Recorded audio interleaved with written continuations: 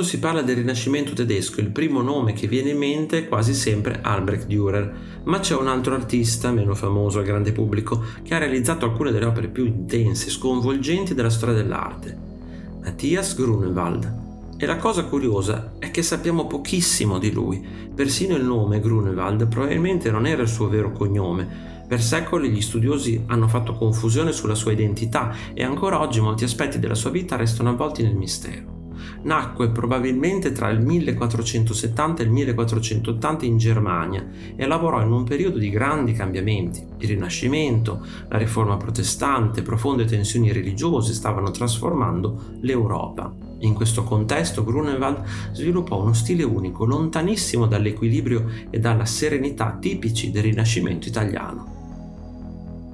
Mentre Leonardo da Vinci studiava l'anatomia e Raffaello cercava la perfezione delle proporzioni, Grunewald aveva un obiettivo completamente diverso. Non gli interessava rappresentare il corpo umano in modo ideale, voleva raccontare il dolore, la paura, la speranza, l'estasi religiosa.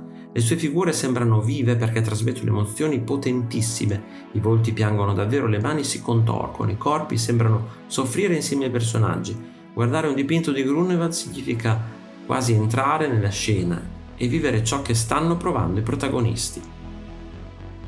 Per capire Grunewald bisogna immaginare la Germania di inizio Cinquecento. Le malattie erano diffusissime, le guerre erano frequenti, la religione occupava ogni aspetto della vita quotidiana, molti ospedali erano gestiti dagli ordini religiosi e ospitavano persone gravemente malate. L'arte non serviva soltanto a decorare, serviva a confortare, a dare speranza, a spiegare il significato della sofferenza. È proprio questo il contesto in cui nasce il suo capolavoro assoluto. Se doveste vedere una sola opera di Grunewald, scegliete Il politico di Isenheim. Realizzato tra il 1512 e il 1516 per l'ospedale del monastero degli Antoniani a Isenheim, è considerato uno dei più grandi capolavori dell'arte occidentale. Il politico è formato da pannelli apribili, ogni volta che viene aperto mostra immagini diverse, è come un gigantesco libro illustrato che cambia aspetto a seconda delle festività religiose. L'opera accompagnava i malati durante le cure, offrendo conforto e speranza.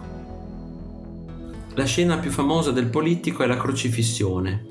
Dimenticati i Cristi sereni del Rinascimento italiano, qui il corpo di Gesù è devastato, la pelle è coperta di ferite, le mani sono deformate dai chiodi, il corpo si piega in modo quasi impossibile. Perché rappresentarlo così? Perché molti pazienti dell'ospedale soffrivano di terribili malattie della pelle, come il cosiddetto fuoco di Sant'Antonio. Guardando Cristo vedevano qualcuno che condivideva realmente il loro dolore.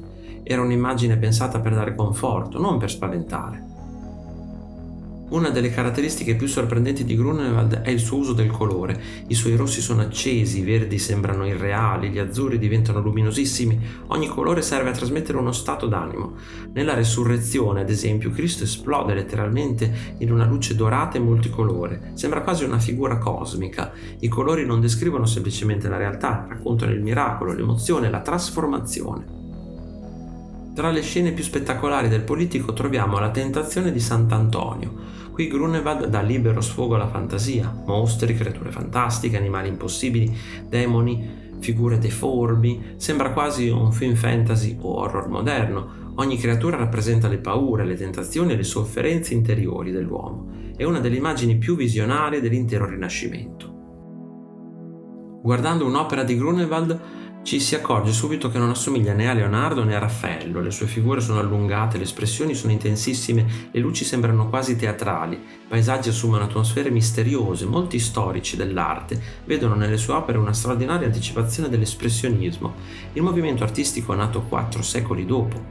In un certo senso Grunewald dipinge già come fanno Munch o Kirchner, mette al centro le emozioni, non la perfezione.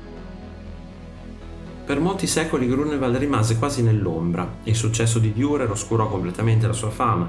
Solo tra 800 e 900 gli storici dell'arte iniziarono a comprenderne la grandezza. Gli artisti espressionisti tedeschi rimasero affascinati dalla forza dei suoi dipinti. Persino il compositore Paul Hindemith gli dedicò un'opera lirica intitolata Matthias der Maler, Mattias il pittore, contribuendo a far conoscere nuovamente il suo lavoro. Oggi è considerato uno dei più grandi artisti europei del Cinquecento. Matthias Grunewald morì probabilmente nel 1528. Ha lasciato poche opere rispetto ad altri grandi maestri, ma ognuna possiede una forza emotiva straordinaria. La sua arte ci insegna che un dipinto non deve essere soltanto bello, può anche essere intenso, commovente, persino sconvolgente. Le sue immagini continuano ancora oggi a colpire gli spettatori perché parlano di temi universali: il dolore, la speranza, la paura e la possibilità di rinascere. Ed è proprio questa capacità di emozionare a distanza di oltre 500 anni che rende Grunewald uno dei più grandi pittori della storia.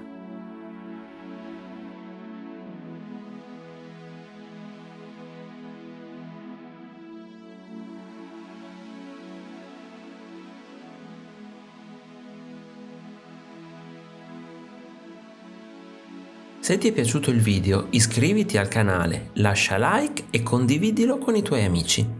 Un saluto e al prossimo video di Arte Esplorando!